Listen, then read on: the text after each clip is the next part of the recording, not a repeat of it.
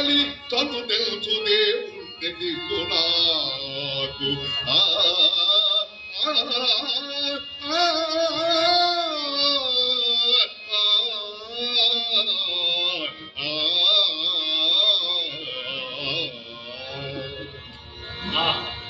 పద్యాలు కావు రసవత్ కాద్యాలు.